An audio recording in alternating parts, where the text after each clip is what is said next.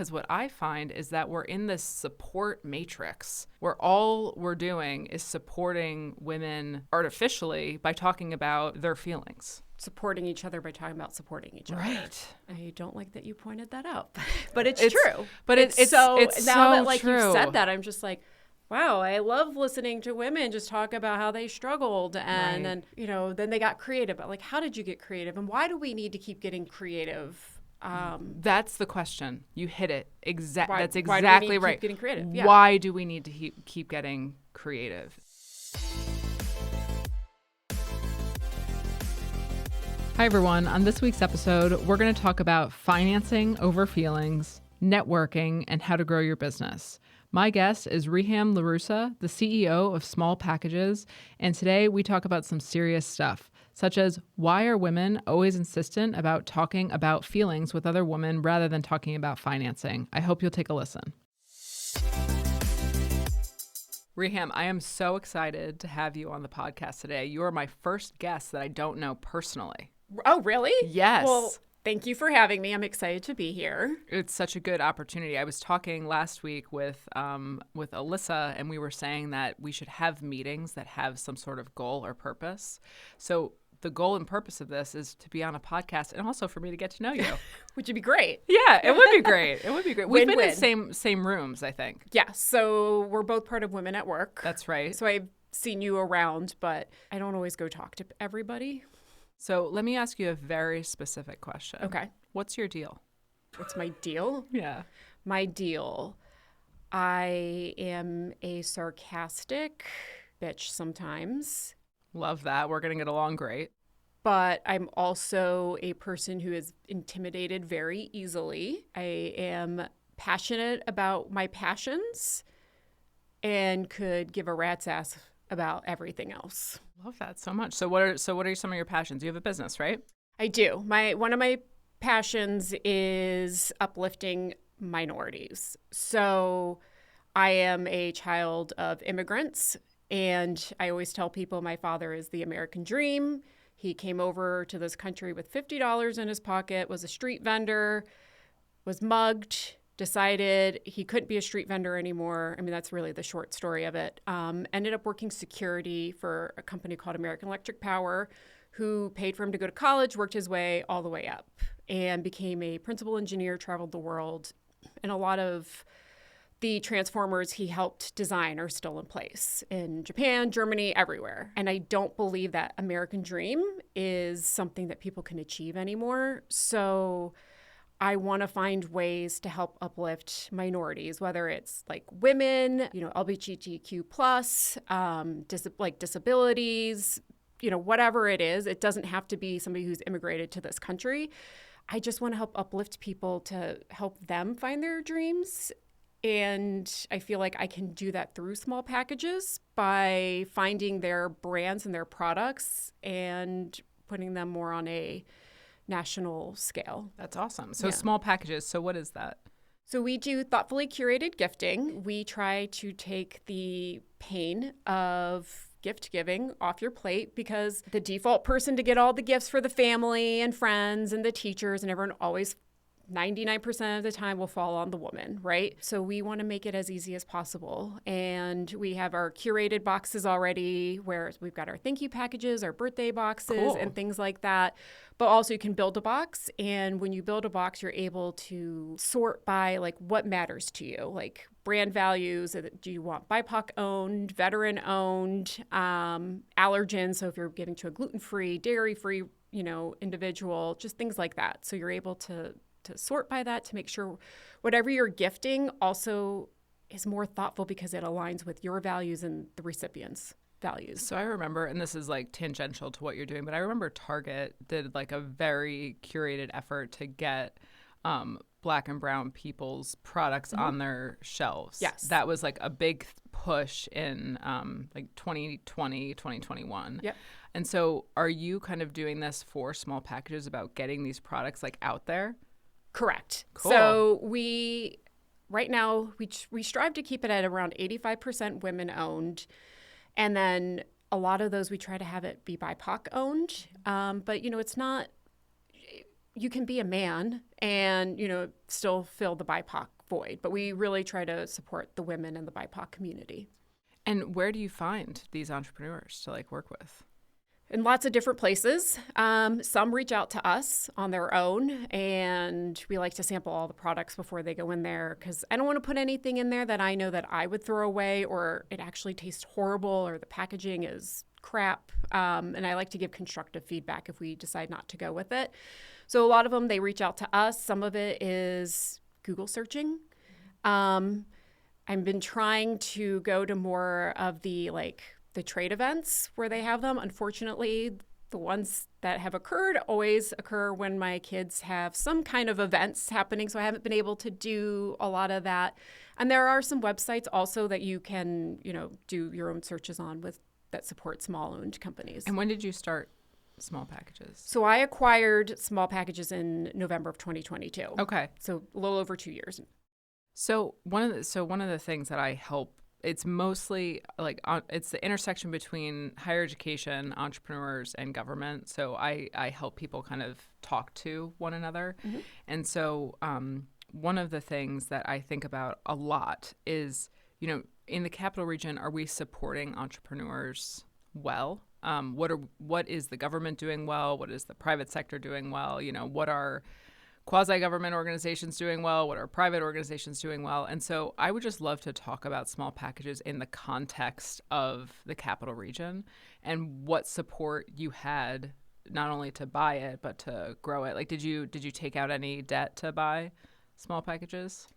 No. So I will say I'm very fortunate and privileged that we had the money to go ahead and acquire it. So I did not have to take any loans or any debt out to purchase the company. I did look into some loans. I did not want to leverage my house for a loan, and that was my husband's red line. He was just like, we're not putting our house for collateral. I don't think I would have ever taken out a loan that would be so much that we would have to give up the house, but it's just just in case, you never know.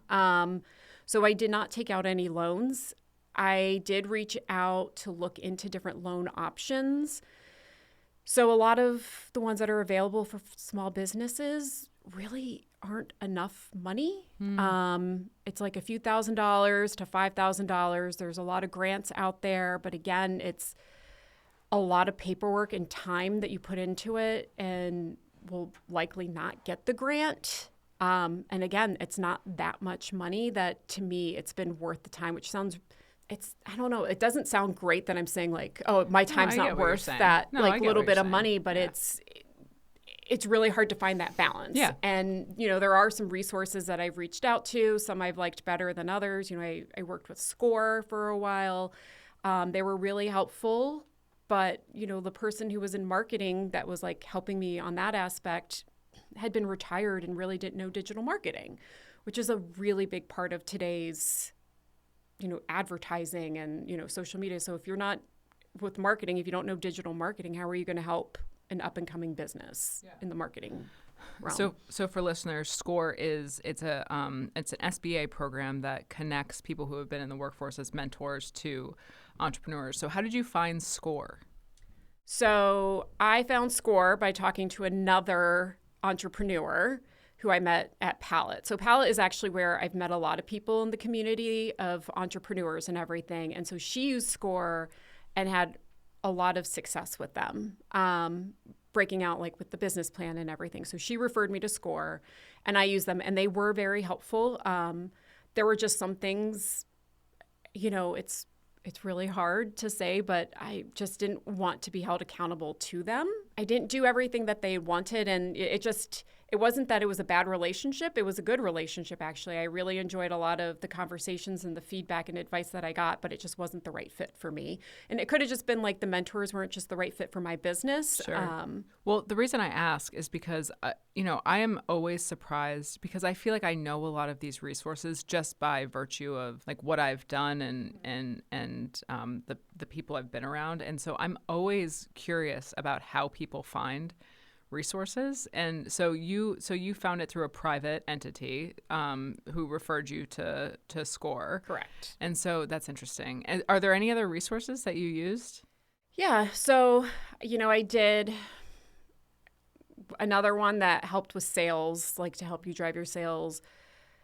It didn't help, to be honest. I can't even remember what that one was called, but that wasn't based in the capital region and it cost a lot of money. And then I used the accelerator program, but again, that one costs $3,500. I was on a scholarship at least, but when I was working with them, I was kind of in the stage of, do I really want to be an entrepreneur anymore? And so I didn't put forth a lot of effort with that because I was just so feeling defeated in the moment, because being an entrepreneur can be very lonely. And when you're, in your down season, it can be really tough and it's hard to see the next victory.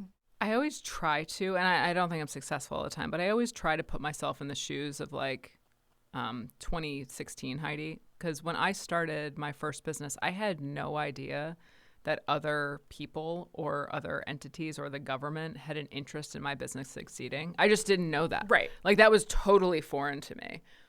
I mean, yeah, it sounds foreign. Yeah, it just sounds totally foreign. It was totally foreign to me that, a city or a county would have any interest in my business succeeding. Right. And so over time, I realized that there are all these resources, some of which work really well, some of which don't work really well. And what I'm beginning to believe is that it truly is a matchmaking problem. Agree. And so your experience with SCORE, that doesn't sound like the right resource for you. And so you ended up going outside of the capital region. Correct. Something that two of my other guests now have spoken about were utilizing resources outside of the capital region, but still locating their business here.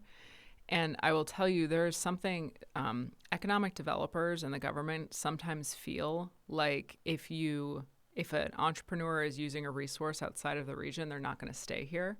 And so now all of a sudden I have 3 people who have said, no, the resource wasn't here. I had to go seek it out, but I'm staying here. And so if you could just talk a little bit about that decision to reach out, and then why are you here? Why didn't you kind of follow where the resources happen to exist? Here's my hot take for you. If you're listening to this podcast, you're probably driving to your in-laws' house, away from your in-laws' house, or hiding in your in-laws' house. And just remember, what your in-laws think about you does not define you. I'm here because this is where my family is. So we moved here from New York City in 2014, 2015, and I'm not going to move for, resources to help my business at this point, especially because my business isn't so large that it's going to be what supports me and my family. We've established roots here. My husband's really happy with his career and his job. He works at Ellis Hospital. My daughter's in middle school. Another one's in elementary school. So they've had their whole lives here. I'm not going to uproot them for some resources for myself, especially because so many of those resources are available online. So you don't really have to move. What I do see is that New York State is very expensive. It's really expensive. And one thing is I was using a fulfillment center here. It was just so expensive that I moved it out of Pennsylvania to New York because I liked that it was close to home, to be easy. I didn't want to have to pay the taxes in Pennsylvania and New York, wherever my entity was. So I moved everything to New York. It's so expensive. I couldn't afford it, to be honest. So moved out of there, and, I've looked into fulfillment centers in North Carolina because it's so much cheaper. There are resources for women-owned and minority-owned businesses, but it's just not enough. And the amount of paperwork sometimes you have to fill out is insane. There's one thing that I was signing up for. It was just I had to prove that I wasn't a millionaire. And I was just look at how I'm living. I'm not a millionaire. But really, the reason we're staying here is for family. If I could move, I would. It's not only for resources, though. It's for the weather. It's for the weather. Yeah.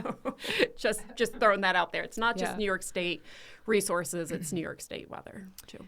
I bleed New York blue. You know what I mean? Okay. I feel very passionate about New York, but I also see places across the U.S. because I work with people as, colleagues and clients across the U.S. And I definitely have seen what you're speaking about. And I do see that, there is not this, it's not that there's offshoring, right? Right. It's like literally other states in the country. Exactly. And it sounds really bad because I'm a firm believer in minimum wage being a living wage. However, it can cripple a small business that's just starting out. And when the loans and the grants are only worth a few $1,000s, like that runs out within a few weeks of paying somebody. So it's really hard to kind of find the balance. And I'm a Midwest girl. I grew up in Columbus, Ohio, and I've seen how much Columbus has grown because of tax benefits and everything given to all the businesses that are moving over there. But as a small business, I'm not going to get those tax benefits or anything for staying here in New York, which is fine. I understand that. But eventually, I don't know what I would even to benefit from it long term.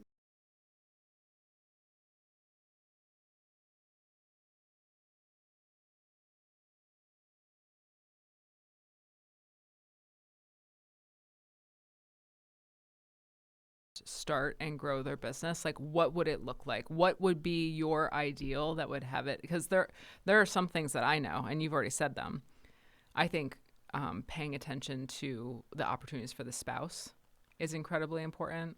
I think paying attention to opportunities for talent recruitment is incredibly important. And so in thinking about, if you had, let's say we had $10 million and you could create something for entrepreneurs, small business owners, not venture-backed companies, but small business owners, what would that look like? Would you give money to mentorship? Would you give money to physical space? Would you, what are the things that would help a small business start and grow? If you had someone who was insistent upon helping small businesses. You'd have to start with making those, the physical locations where people can meet and share these ideas more accessible. So living in Saratoga Springs to go all the way to Albany when I also did SBA, I didn't want to drive to Albany for 40 minutes a couple times a month for an hour meeting. Now I can do it on Zoom, but I personally like to be in person better than Zoom. I just feel like I get more out of it than, I don't know, I get distracted when I'm on Zoom. So I think making it in more convenient locations, right? And so having community co-work spaces, but the co-work spaces, there's a lot of these, and, I'm part of Palette, and I think it's a great community, but to back it so or those spaces more convenient throughout, so it's not just in the big cities. I think that would be one part of it, because there's so many of us, but it's not convenient to always get to those locations. Yeah, interesting. I worked at a regional bank for a little while, and I had I wanted them to locate a lender in co-working spaces, as their office, their all the time office, Yeah. And so I imagine that if you could do that for a swath of entities that would help entrepreneurs, that would be really powerful. I think it would be an amazing thing, because then you just have this space where they can all, brainstorm together. Just for me, I have met people who are in marketing and, fulfillment and other things that I can pick your brain about, that just help. We just help each other and collaborate in a way. It's just really helpful to an entrepreneur to have other people who are, quote unquote, struggling and can help each other. Sometimes it's just to commiserate. Sometimes it's to give ideas. Sometimes it's to find information that, I didn't know about SCORE until talking to somebody. So it's just another place to put all those resources in one spot so people know where to go instead of having to go down that Google hole. Yeah. Could it be like a coffee shop, though? Sure. You know what I mean? Because if the thing is the collisions and networking between people. Yeah. Because one of the things that I talk about a lot is, so if you were to build out just an entrepreneurial ecosystem, it's critical that you have the coffee shops. It's critical that you have all of the restaurants and bars and places that people can congregate, because those are all points of intersection. Right. And so it's interesting when the government or other organizations try to create that it instantly becomes uncool. I didn't know the government ever tried to create that. Oh, yeah. Okay. Oh, yeah. Because I don't know if I would have thought that was uncool. Maybe 20 years ago, I would have thought it was uncool. But you would think it was cool now. I don't know if I would think it was cool, but I would be intrigued. Or like a quasi-government organization. You know, like Startup Tech Valley it was in Saratoga last month, I think. It's going to be in Troy, New York, and it's all for startup businesses who are like getting together. And it's probably like 200 people in a room. But those are more geared towards tech, right? Correct. Yeah. Well, you know, I think yes and no. A lot of the people who I see there are service providers. But you're right, like something like small packages is not tech. Right. So when I hear tech, I would think nobody's going to be interested in what I have, even though I do use technology and need to always find out what the new tech trends are. When an entrepreneur hears tech, I think like Meta, or what's the next app we're going to build, or how are we going to use AI? So maybe something like that for small business owners. I feel like that's like what Correct. chambers are, you know? Yes. Are you part of chambers? Like any of the chambers? I am. So it took me a really long time because, again, as a small business owner who has limited funds, all of these chambers cost a lot of money to join. I am a mother of 2 young kids. My husband works in a hospital. He doesn't have flexibility, right? So I'm the primary parent. So a lot of times, if I'm going to pay, I need to make sure the events are during times that I can actually go. Otherwise, what am I paying for?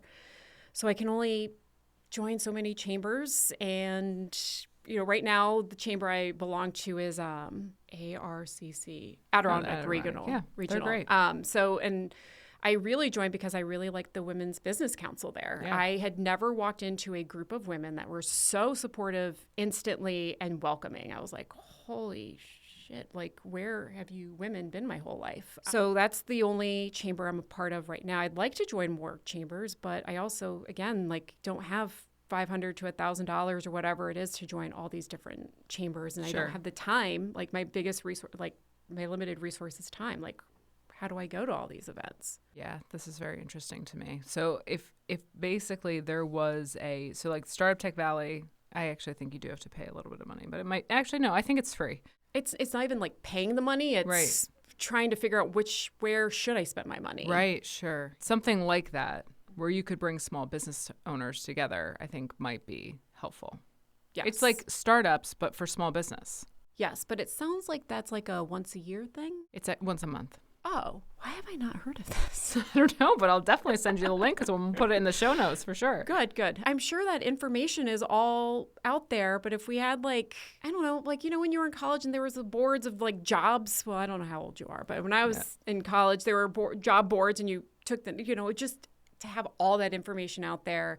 Because I do love the apps, but I also have way too many apps on my phone for too many different things. And I don't always look at all my apps for all the updates and everything. But if it was just, I don't know, maybe I'm making excuses on why I'm not finding these resources. Almost everyone I talk to describes it much in the same way that you're describing it. And so I do know that there are efforts to get, you know, a one-stop shop kind of like, hey, this is my business, this is, you know, these, and then to get all of the events and all of the resources and things like that.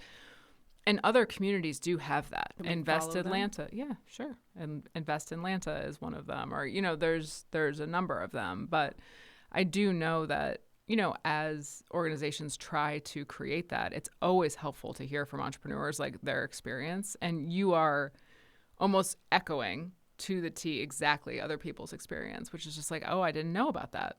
So like that makes me feel better, but it also frustrates me even more. Yeah. You know, it's like one of those things where it's like, oh, it's just a me problem. I'm not putting enough effort into this. But then it's like, oh no, I am putting the effort in. It's not convenient the way it's set up right now. You know, that's another thing that the government Small Business Resource Center should have is a once a week of what's new in AI. What's a new tip and trick in AI? Because there's so many different AI things out there. And everyone's like, just streamline your day through AI. I'm like, but how? Yeah. Ask AI how to streamline. Oh, okay. Do you have conversations with ChatGPT?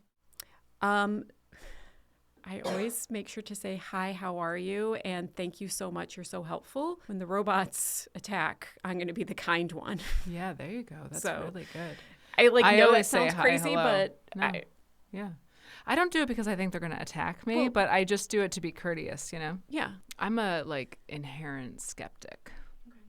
I think everybody, I think somebody said on this podcast, like it took me 2 years to get your humor. See, I like your humor. So we're both in the dark, the dark humor. That's good. Yeah, see, I like your humor. Like instantly, I was just like, okay, I'm at ease with that, or at least like I'm sarcastic. Can you? And you're like, it's good. So I'm like, okay, we'll be fine. I find that a lot of people say that I intimidate them. Yeah, I can see that. Yeah, I that confuses me, but like a lot of people, and I think, do you know what it is? I think it's because I ask follow-up questions like, hey, what do you mean? And I think people don't think, I should be asking them follow-up questions. It's like they don't expect, like, I don't even know. I think that I think it's actually a regional thing. Maybe it's not, but I feel like it's very Capital Region specific that someone will say something like, well, we should make sure to give founders more money. And I'll be like, what do you mean? And they'll say, we should give them more money. I'm like, no, but like how? Like, what do you mean? And I think that's where you the want people intimidation. to elaborate, right, like on their ideas and not just make a blanket statement. Correct. Where you're like, yeah, that sounds great. Yeah. Then what?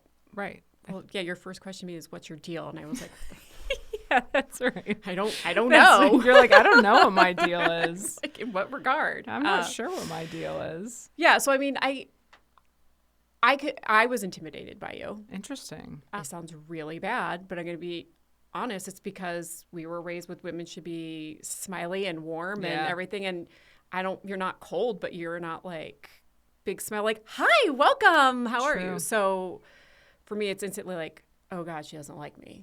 Oh, that's interesting. It's just a thing of like, I think how we were raised. Yeah. So I don't think agree. it's not a you thing. It's a society thing. How do you think that translates to entrepreneurship? Oh, I think it affects a lot of different things of who then I'm too intimidated to approach, who I think is actually helpful when they're actually not as helpful just because they're super nice. Like, it doesn't mean they're a bad person, but they're not as helpful just because they're nice. That is very interesting. But the people that I'm intimidated by, they're probably not that intimidating. It's just in my head, I've like made it out to be a bigger deal than it is. And they're probably sometimes the ones that could help me more. And I don't think that like the smiley people aren't helpful. Yeah. I think, it depends. It's just, I think it hinders who I'm going to reach out to. Do you feel like, how do you deal with no's? Like as an entrepreneur, like someone says no to you, like whether it's a customer, whether it's a lender, whether it's, an employee, like how do you deal with someone saying no to you? I don't beat myself up and cry anymore.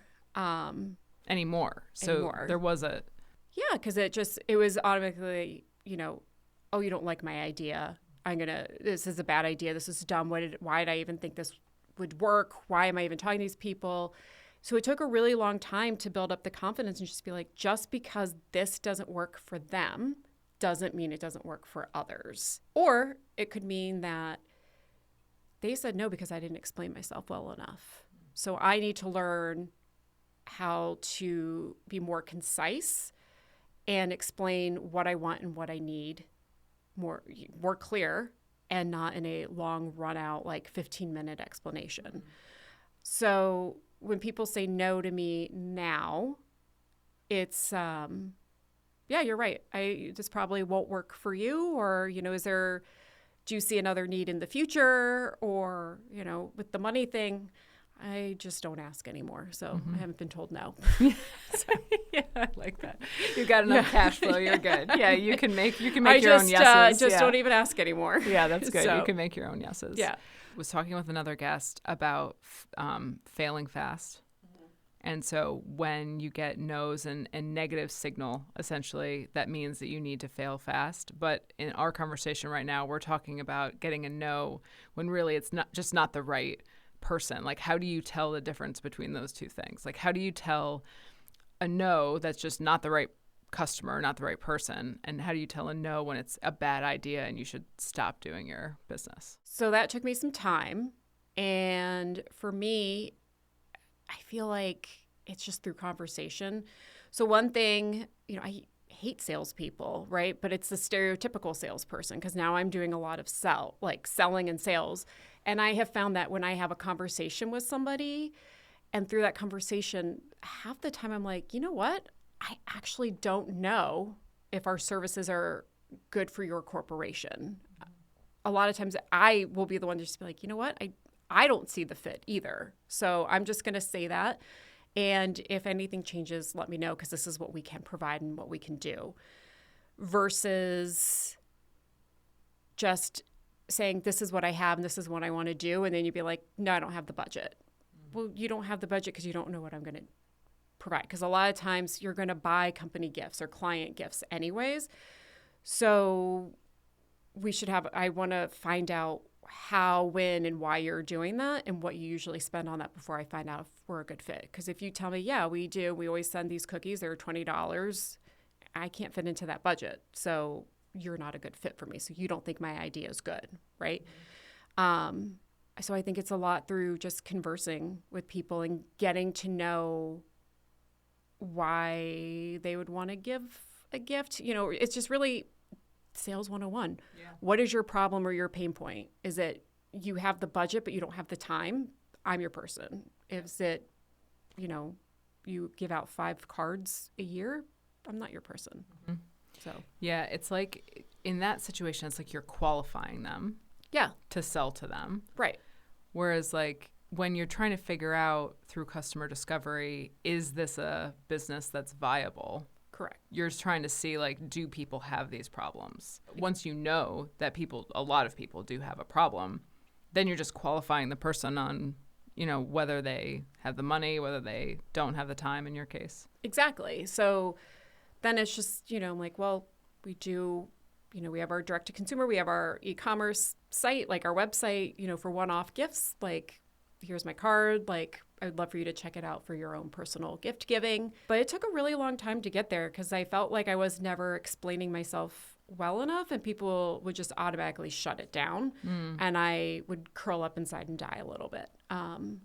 But now because I'm an introvert, talking to people is so exhausting. By the end of the day, I just want to go home and take a nap. But I've just gotten a lot better at just conversing with strangers and, just becoming a little more comfortable in believing in what I have to offer and knowing that it really isn't for everybody. Who do you go to for feedback? Like, is it customer-based feedback almost exclusively? Yes. Should I be going to other people? Well, I don't know.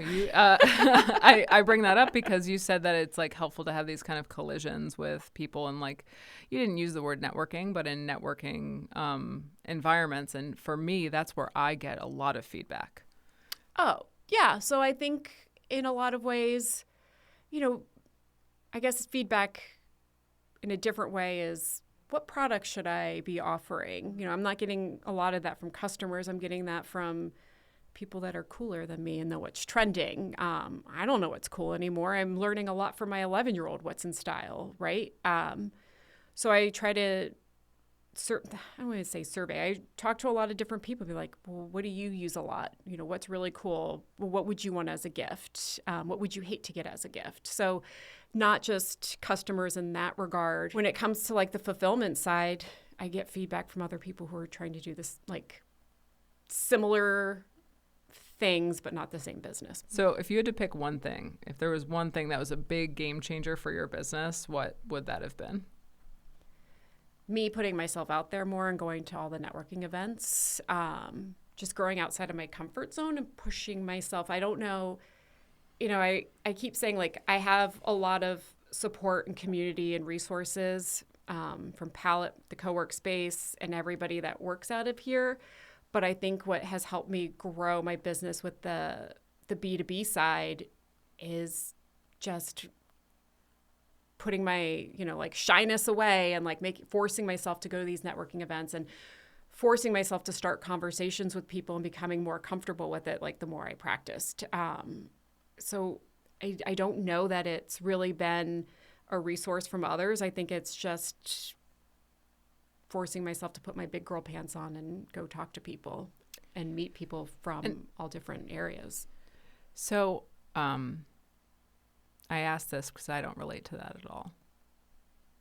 Like I've always been okay with, even when I don't know people or whatever, going up to them and like asking questions. Like the more intimidating someone looks, the more I think that they have some resource for me that can help me grow. God, I wish I had that courage. I mean, it's not that I don't get nervous, but like I appropriately, there are some times where, like anyone, where you walk away from a conversation, you're like, oh my gosh, I can't believe I said that, or like Right. whatever, like just like a normal person. But I do feel like that's such a, to feel that way. And so I'm asking this because to feel that way sounds like just such a disadvantage. So like if there are people who are listening who feel that way, like how do you, what advice do you give them to overcome that? One time I walked into a networking event and within 20 minutes, I just couldn't do it. Turned around, walked back out. And then I was just like, well, what was the point of that?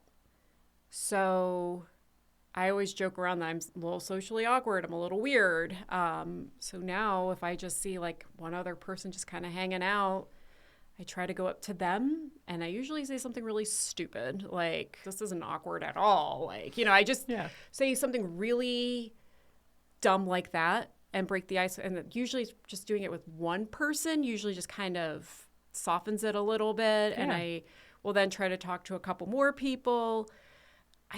I go now, though, and there are certain events where I just know everybody. And it's weird to me where, like, a little over a year ago, I would have walked into that same room and not known a soul. Mm-hmm. But by being a little weird and just saying, like, a dumb comment to somebody standing off on their own, it just has helped a lot, or just... there's a lot of people who say, like, just go with the intention of talking to 3 different people. And I try to do that, but I don't know. I just think find one other person that's by themselves. I think sometimes it's more intimidating to go into a group of people and then trying to insert yourself a little bit, because some groups are really welcoming to that and others close that circle a little bit more. So I say start by finding that one other person on their own. I feel like the thing for me is that, and people ask me this a lot about how I know so many people, I genuinely find other people interesting, like genuinely. Like and so what I mean by that is that I want to hear what they're doing, like what their deal is, like I like want to know, like, what's your deal? What's your deal? And so I never have ever gone into a networking event thinking I have to accomplish blah, blah, blah, and blah. Like I always go into them with, I will stand at a table by myself until someone walks over to me and be like, hey, isn't this awkward? Yeah. And then like all of a sudden we're best friends. Yeah, exactly. And then like, then all of a sudden you have somebody, right? And so, but I don't want to give the illusion that I don't sometimes for everyone it's awkward. You know what I mean? Like for everyone it's awkward. Every week, I invite someone to give a business lesson. And so you had a lot of good ones today. So if you could pick one and turn to the camera and tell everyone what your business lesson is. So I think the lesson, would really be just your time is your greatest resource. You really have to, especially how busy we all are today and everything, we have to really be picky on like what events we go to. Lunch isn't just lunch all the time. It's nice to have that social hour and going to a networking event just to catch up with everybody, but it's exhausting. And I think you need to really select which ones are going to benefit you most. And each month it's different. Some months you have more time and energy to go to just the social ones, and that's all you want to do. It doesn't always have to be a transaction. What's going to serve you that month. So use your time wisely to go and do the things that are going to serve you best for that time. I think it's the more you practice and the more you do it, the easier it becomes. And now most of the time I have no problem going into a networking event where I don't know anybody. Like a few weeks ago was the St. Peter's Gala, and my husband was invited by one of the surgeons he works with. So we went, and I was like, I'm not going to know anybody here. I knew more people there than he knew. Yeah. And it was because I've finally been putting myself out there and introducing myself to everybody and trying to have this conversation. And I really feel like that's what's helped me grow, because then they tell other people, or I don't know, it just makes me feel more confident as a person. Yeah. As well. It's been so interesting because, we're on this podcast that I didn't know was by businesswomen for businesswomen. I don't particularly identify as a woman, so it's a very interesting experience for me. And it's very interesting to hear women talk about this like emotional side of entrepreneurship that, to me, it's not that it doesn't exist for me. I don't think it's not that it doesn't exist, but it's so like it's so like not front and center. But like you deal with female entrepreneurs all the time, right? Who you buy from. Do you find that you're more skilled in having those interactions because you know like the emotional space they're coming from or something? Because I can relate to the hardships and the struggles and the loneliness and. But what about that? I'm very curious about this because what about that is unique to? Because that is not unique to women. Like I've been on this podcast for 2 months now. That you're my final episode on this podcast, and it's going to air on Christmas Day. Merry Christmas, everyone. And it's interesting because on the full first half of the podcast, I had only male guests. And then on almost the entire latter half of the podcast, I had only female guests. And the way that they talk about entrepreneurship and the strategies they give are very different. I feel like I kind of sit at this intersection. I feel like I don't want to downplay the emotional stuff or like how does it feel when you fail or like anything like that. But I do feel like women get trapped in this like bubble of only talking about that, whereas like my male guests, like they do, it's not that I promise you, I've had some of my best friends on this podcast, and I promise you they feel every one of those emotions, but that is not what they come on a podcast to talk about. Women want other women to know that they've experienced that same fear, emotion, whatever it is, because there's not as much support for women. But I feel like there's a lot of support for women. Like there's Palette, there are all of the Women Business Awards, there's Women at Work. There's tons of support for women. Okay, so there's that support, community support. But if you look at the statistics of who gets the funding, who gets the backing, who gets listened to more, it's not the females. But my question is like, what can we do to change that outcome? So you're absolutely, like even just venture, 2% of venture money goes to women. Right. So I think that's insane. Why we talk about our feelings more, just be like, listen, you're not alone. Like this happens, where a man is like, well, I just put my big boy pants on and moved on, because it's not as relatable to get into all those warm fuzzies. Well, because I struggle. Like I had someone on the podcast basically say, I didn't get a loan from this lender and I turned around and somebody else gave me a loan. Was it a man? That is not the experience of women. Correct. So hearing that story does not help a woman get a loan. No, it just makes us angry. Right. Or frustrated. Right. Or just be like, well, that's not going to happen to me, so I'm just going to give up. Right. But at the same time, for me, like some of the conversations that have happened on this podcast are like much more based in like, let's talk about why you felt awkward or embarrassed or whatever the thing is. Like, let's talk about that. And I guess my question is, and I don't think we're going to answer it on the podcast. Like, I don't think we're going to answer this on the podcast, is like, what line should we strike to help women, get that venture capital, get that loan, do all of this, but also support them? Because what I find is that we're in this support matrix where all we're doing is supporting women artificially by talking about, for lack of a better term, their feelings. Supporting each other by talking about supporting each other. Right. Instead of actually taking actionable steps. Oh, I see that. Like, I don't like that you pointed that out, but it's true. But it's now that like true. You've said that, I'm just like, wow, I love listening to women just talk about how they struggled and then they got creative. But like, how did you get creative, and why do we need to keep getting creative? That's the question. You hit it. That's exactly why do we need to right. Keep getting creative? Yeah. Why do we need to keep getting creative? That, for me, that is the question that I'm interested in tackling, right?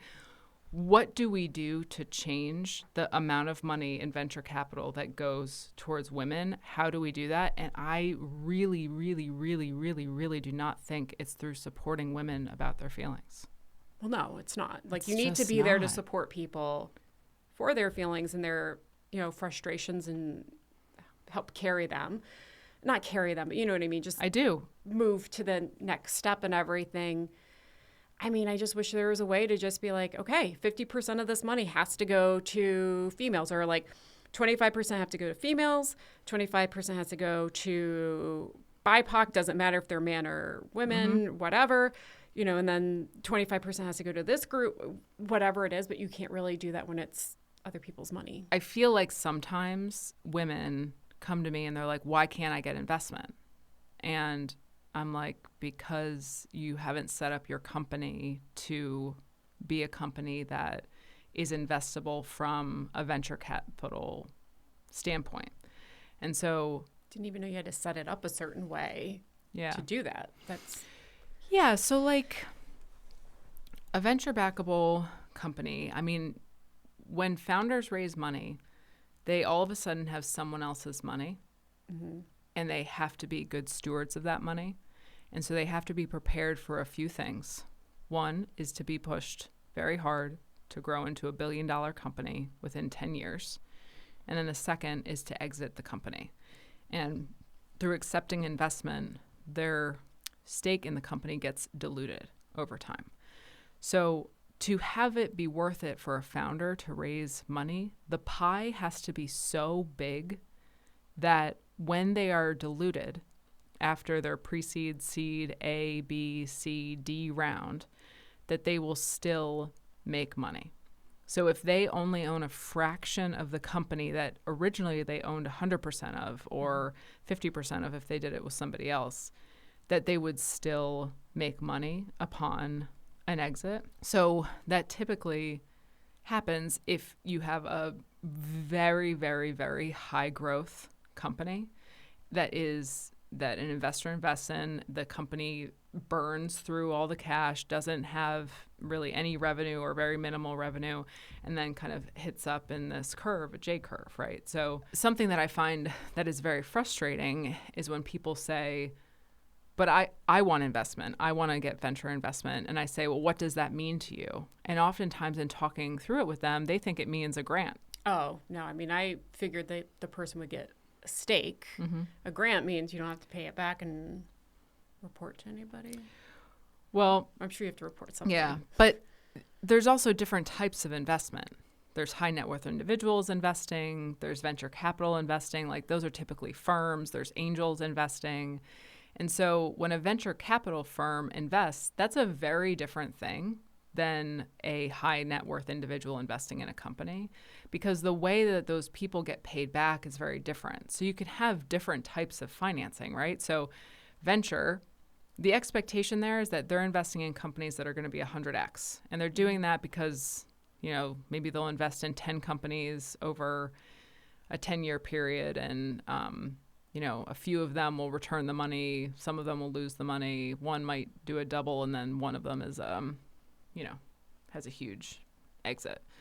That's all venture capital, a venture capital firm. But a high net worth individual might say, oh, I'm going to invest in a company because I want a distribution of the cash flow. Right.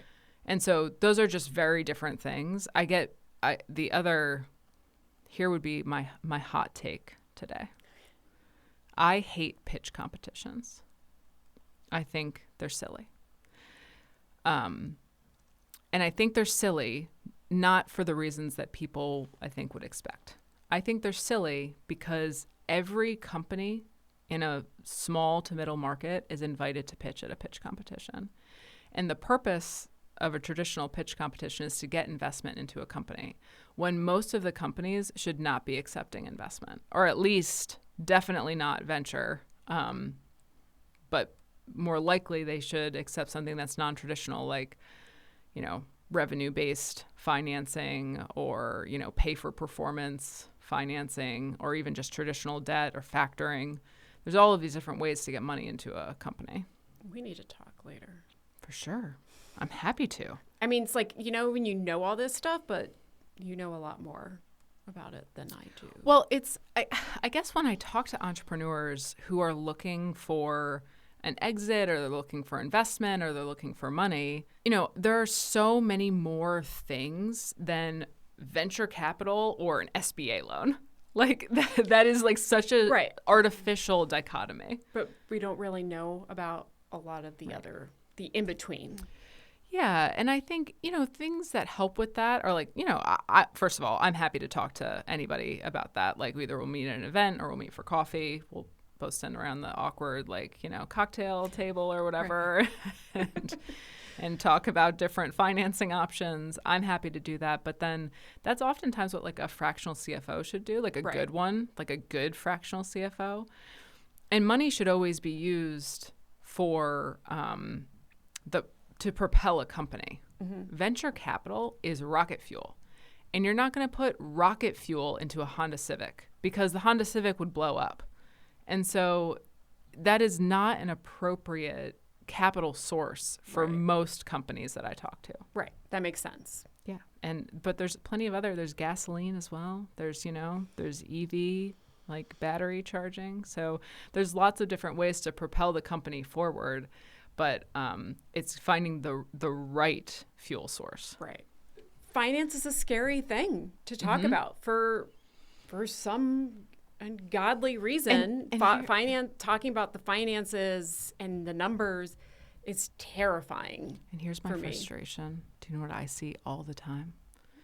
Is that women's groups and women's meetings will have financing is scary. Let's have a luncheon to talk about how it's scary versus like, let's actually talk about what it is. Like it's scary and that's fine. That can be like a literally 5-second intro to the topic, but I very rarely see substance delivered specifically to women. Do you know what something that I have taken from you today is I don't have children. I have a lot more freedom. And so that means that I just sign up to go to everything and I burn myself out. And a lot of times the stuff is just not It's like, why useful. am I here? Why am I here? Right. So because of my husband's work schedule and my kids' schedule, I have to be very picky because, the cliche, your greatest resource is time. But it's true. It's true. And when I have limited time, it's like, do I want to spend my time and energy and, do I want to spend my gas money going all the way out there? And if it's not that I always have a goal, but it's like, am I going to meet new people? Is it going to be any different? Or is this really going to be or is this just a social event for me? And then do I have the time for it to just be a social event? And this month, yes. Next month, no. So it's kind of, you have to weigh your options. So the next time we're at an event, are you going to come up to me so that we can not feel awkward together? I'm going to run the other direction. You're going to run right the other direction. I was calling in this podcast, we were calling people who are normal normies. And so I am not normal. Oh, I am definitely not. No. I put on a good act. Yeah, that's good. But I'm not. Yeah, that's good. My husband is always like, I don't know why you think you're so weird and uncomfortable and awkward. You're fine. I'm like, oh, I pretend really well. Yeah. Well, we're going to hang out and we can fool people together. Or we could just be weird together. Yes, that's right. That's more fun. That's way more fun. Thank you so much for being on the podcast. This was super fun. I'm so sad that this is my last one, but it was great to have you on it. Well, thanks for having me. I'm excited to finally got to know you a little bit better. And yeah, I enjoyed being here today. See you at the next event. All right. See you there. This was the final episode of me hosting Seriously Connected. I have had an absolute blast doing this. If you do not know Bright-Sided, you should absolutely check them out. I had a great time. If you're interested in starting a podcast, you should definitely contact Christine. And if you're interested in having me continue this podcast, I really do want to hear from you. So shoot me a note on LinkedIn or in any of the feedback notes. If you don't like this podcast, that's fine. I don't want to hear about that. If you do like this podcast, definitely let me know because I'm thinking about continuing it.